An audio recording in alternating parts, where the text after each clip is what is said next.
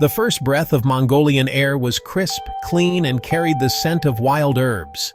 It was as if the land itself was welcoming me, inviting me to slow down and truly notice the world around me. The coolness of the morning breeze awakened my senses, and I felt a quiet anticipation for what lay ahead. Stepping from the dust-covered vehicle, I felt the vastness of the steppe stretch endlessly before me. The horizon seemed to go on forever, unbroken by fences or roads, just open land as far as the eye could see. Each step I took felt like a step back in time, into a world untouched by the rush of modern life. The sky was a deep, unbroken blue, making me feel both small and part of something immense. There was a sense of freedom in that endless sky, a reminder of how vast and wild this place truly is. The clouds drifted lazily, casting fleeting shadows over the grasslands below. Rolling green hills and distant lakes painted a landscape alive with quiet sounds: the wind, insects, and far-off sheep. The gentle rustle of grass and the distant calls of animals created a peaceful symphony, a soundtrack to life on the steppe. Every detail felt vibrant and alive, yet deeply serene. I had come to meet a nomadic family, whose way of life is as old as the land itself. Their traditions have been passed down through countless generations, shaped by the rhythms of nature and the challenges of the open steppe. I was eager to learn from them, to witness a lifestyle so different from my own. A man on horseback greeted us with a weathered smile, his welcome warm and genuine. His presence spoke of resilience and hospitality, qualities essential for life in this vast and sometimes unforgiving land. He rode with a quiet confidence, embodying the spirit of the steppe. Inside their ger, I was offered sutate sai, salted milk tea, and welcomed as a friend, not a stranger. The gesture was simple but deeply meaningful, a symbol of the openness and generosity that define Mongolian hospitality. Sharing tea, I felt a sense of belonging, even so far from home. Children's laughter filled the air, and any apprehension I felt melted into gratitude. Their joy was infectious, a reminder that happiness here is found in simple moments and shared experiences. Watching them play, I realized how much there is to learn from a life lived close to nature. Looking out from the ger, I saw their herds grazing, their livelihood and legacy, all provided by the land. Each animal was a testament to the family's hard work and the delicate balance they maintain with nature. The connection between people, animals, and earth was unmistakable. I realized I'd left behind a world of deadlines for one ruled by sun, seasons, and the essentials. Here, life moves at the pace of nature, and every day is shaped by the land's quiet wisdom. In this timeless place, I found a sense of peace and perspective that I hadn't known I was searching for. Life in a ger is a lesson in simplicity and adaptation. Every day, the family wakes up surrounded by the gentle curves of felt walls, a space that feels both protective and open to the world outside. These round felt homes are designed for mobility, ready to move with the herds at a moment's notice. The entire structure can be packed up and transported, following the rhythm of the grasslands and the needs of the animals. The door faces south, the stove at the center, every detail purposeful. The layout is intentional, reflecting centuries of tradition and practical wisdom, ensuring warmth and light are maximized. Mornings begin before dawn, with milking and tending to animals shaping the day. The air is crisp, and the steppe is quiet except for the soft sounds of livestock and gentle voices. Milk becomes arul, airag, and more, each meal a celebration of resourcefulness. Every product is made by hand, using age-old methods passed down through generations. Meals are communal, filled with stories and hearty food like booze and kushur. Eating together strengthens bonds, and laughter often fills the air as dishes are shared. Traditions guide daily life, how to enter a ger, where to sit, and how to greet elders. These customs are woven into the fabric of every interaction. How to accept a gift, acts of respect, not rigid rules.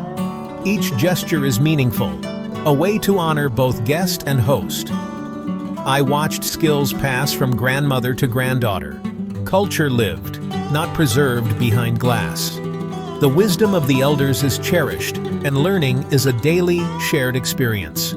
There was no clutter, only what was needed, cherished, and used. Every item has a purpose, and nothing is wasted in this mindful way of living. Time was measured by tasks and seasons, not clocks. The changing landscape dictates the pace of life, from spring migrations to winter preparations. Life here was about balance, family, and harmony with the land.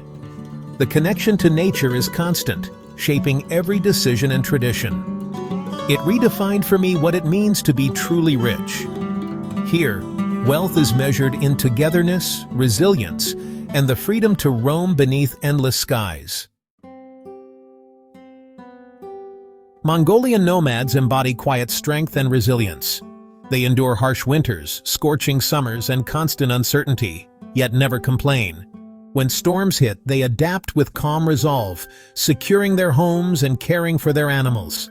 Kindness is essential. Neighbors help each other without expectation.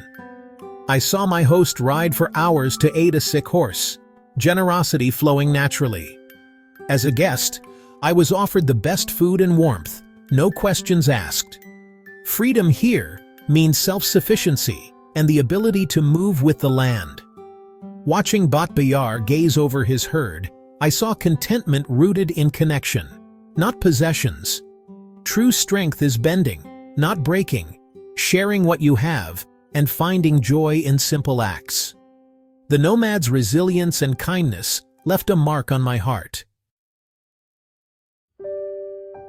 Some memories from Mongolia are unforgettable, lingering in the heart long after the journey ends.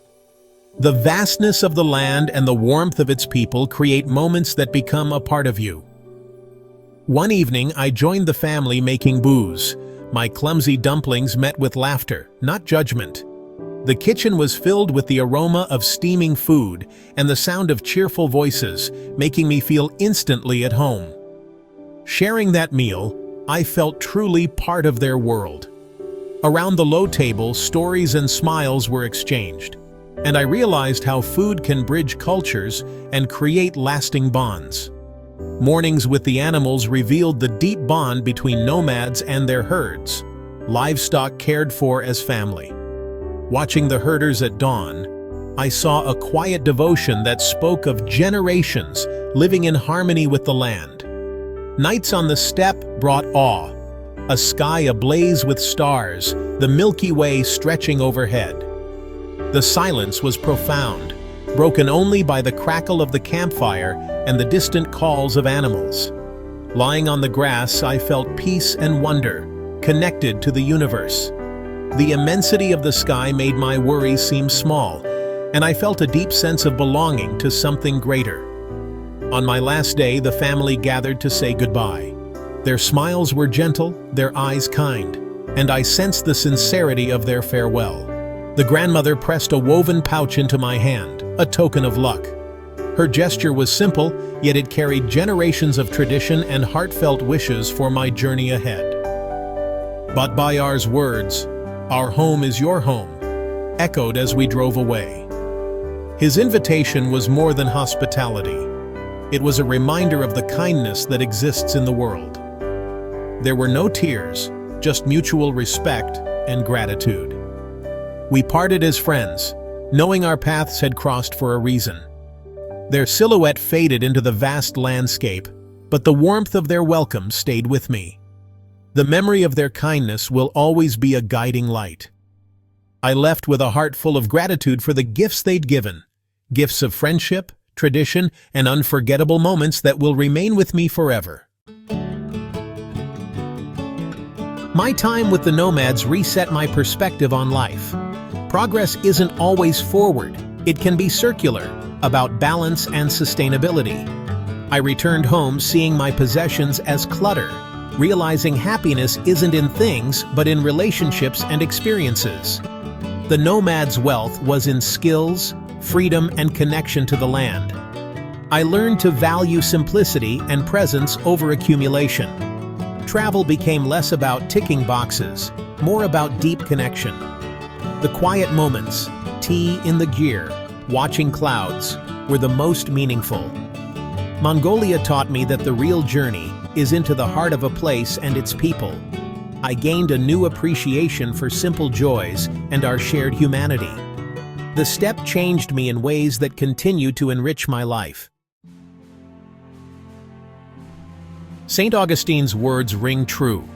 Travel opens the world's many pages. Staying in our bubbles means missing the stories that challenge and inspire us. Real growth comes from stepping outside comfort, listening, and connecting beyond language. Sharing a meal with strangers reveals our universal hopes and fears. Learning from other cultures expands empathy and understanding. The Nomads taught me more about resilience and happiness than any book. Their wisdom is lived, not written. Travel's lessons stay with us, making us better global citizens. Adventure can be found anywhere, across the world or in your own city. Approach life with curiosity and an open heart.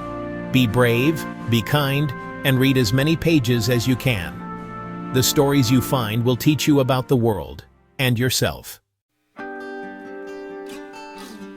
Thank you for joining me on this journey to Mongolia's heart. Sharing these stories is a privilege, and I hope they spark your curiosity and wonder. If these tales resonate, your support means the world. It turns travel into a shared adventure. Every follower becomes part of a global community seeking understanding. There are countless more stories to tell and cultures to learn from. Let's keep exploring, learning, and celebrating our world together. Your presence here is a vote for curiosity and connection. Thank you for being part of this adventure. I can't wait to share the next chapter.